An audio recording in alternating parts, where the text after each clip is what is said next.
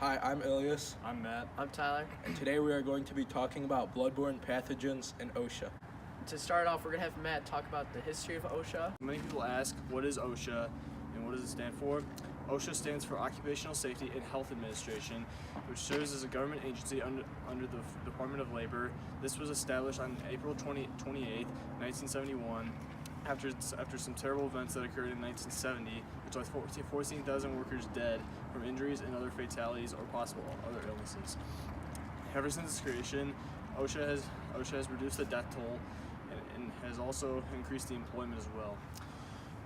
From 1970 to 2009, the death toll went down from 10,000 workers to 4,430.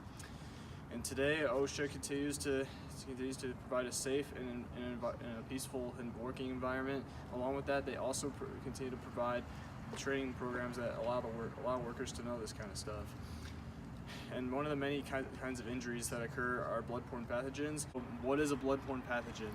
A bloodborne pathogen is a microorganism that is found in humans' blood, which can cause diseases such as HBV and HIV. To combat this threat, OSHA has bloodborne standards that are prescribed to workers, which can protect them from injuries and other possible diseases that occur. Now here is Ilias with the regulations of bloodborne pathogens. OSHA is needed to protect against bloodborne pathogens. OSHA's bloodborne pathogens standard addresses items like exposure control plans, universal precautions, engineering and work practice control, personal protective equipment, hepatitis B vaccination, and hazard control communication.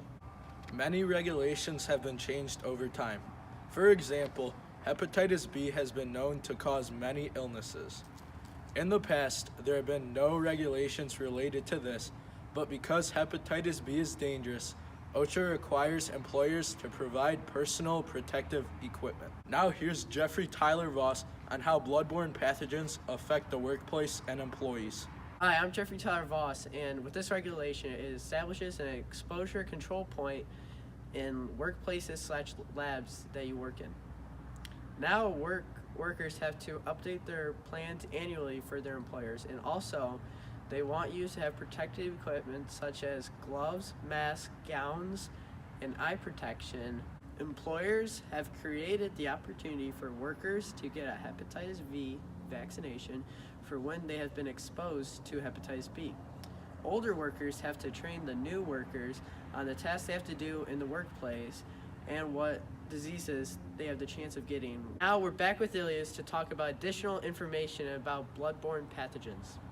The minimum training program standards are a general explanation of epidemiology and symptoms of bloodborne diseases, an explanation of how you can get the bloodborne pathogens, explained the exposure control plan, how to recognize activities that may involve exposure to blood, and the importance of protective equipment and what you can do after being exposed. Next, when you have any cases with bloodborne pathogens, you should report the situation to a proper personnel ASAP. Lastly, environment contains sharp tools that are most likely to expose worker to bloodborne pathogens. And here is Matt with the sign-off.